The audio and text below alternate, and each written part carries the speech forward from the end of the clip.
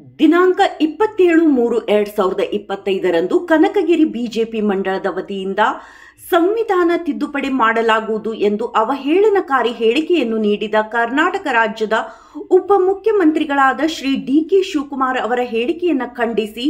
ಅವರ ವಿರುದ್ಧ ಪಟ್ಟಣದ ಪ್ರಸಿದ್ಧ ಮಹರ್ಷಿ ವಾಲ್ಮೀಕಿ ವೃತ್ತದಲ್ಲಿ ಪ್ರತಿಭಟನೆ ಕಾರ್ಯಕ್ರಮವನ್ನು ಮಾಡಿ ತಹಶೀಲ್ದಾರ್ ಅವರ ಮುಖಾಂತರ ಕರ್ನಾಟಕ ರಾಜ್ಯದ ಗೌರವಾನ್ವಿತ ರಾಜ್ಯಪಾಲರಿಗೆ ಮನವಿಯನ್ನ ಮಾಡಲಾಯಿತು।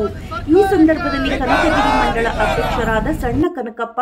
ನಿಕಟಪೂರ್ವ ಮಂಡಳ ಅಧ್ಯಕ್ಷರಾದ ಮಹಂತೇಶ್ ಸಜ್ಜನ್, ಮಂಡಳ ಪ್ರಧಾನ ಕಾರ್ಯದರ್ಶಿಗಳಾದ ಜ್ಞಾನಪ್ಪ ಗಾಣದಾಳ್ ಮತ್ತು ಪ್ರಕಾಶ್ ಹಾದಿಮನಿ, ಪಟ್ಟಣ ಪಂಚಾಯಿತಿ ಸದಸ್ಯರಾದ ಸುರೇಶಪ್ಪ ಗುಗುಳ್ಶೆಟ್ಟಿ ಮತ್ತು ಹನುಮಂತ್ ಬಸರ್ಗಿಡದ್ ಮತ್ತು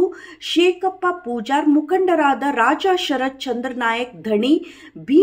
ಭೀಮನಗೌಡ ನವಲಿ, ನಿಂಗಪ್ಪ ನಾಯಕ್, ಶರಣಪ್ಪ ಭಾವಿಕಟ್ಟಿ, ನಾಗರಾಜ್ ತಗ್ಗಿಹಾಳ್, ವೀರೇಶ್ ಕಡಿ, ಅಂಬಣ್ಣ ಹೂಗಾರ್, ರುದ್ರಸ್ವಾಮಿ ಹಿರೇಮಠ, ರಾಜಪ್ಪ ಶೆಟ್ಟರ್, ರವಿ ಭಜಂತ್ರಿ, ರವೀಂದ್ರ ಸಜ್ಜನ್, ಹಿಂದೂ ಪರ ಹೋರಾಟಗಾರರಾದ ಅಯ್ಯನಗೌಡ, ಹನುಮಂತ ರೆಡ್ಡಿ, ಮಂಡಳ ಕಾರ್ಯದರ್ಶಿಗಳಾದ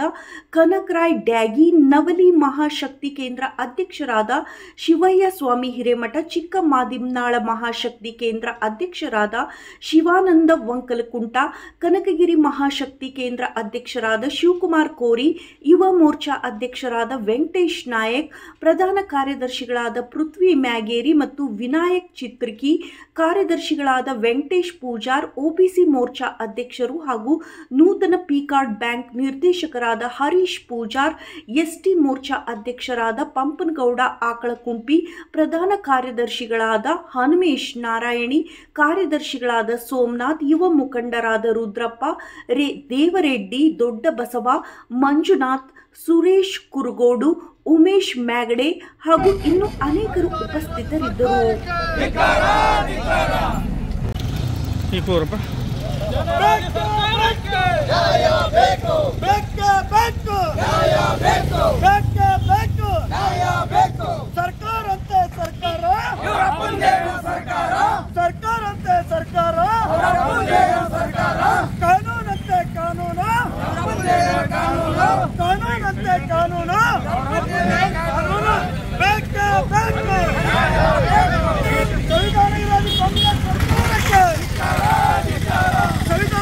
ಕಾಂಗ್ರೆಸ್ ಸರ್ಕಾರಕ್ಕೆ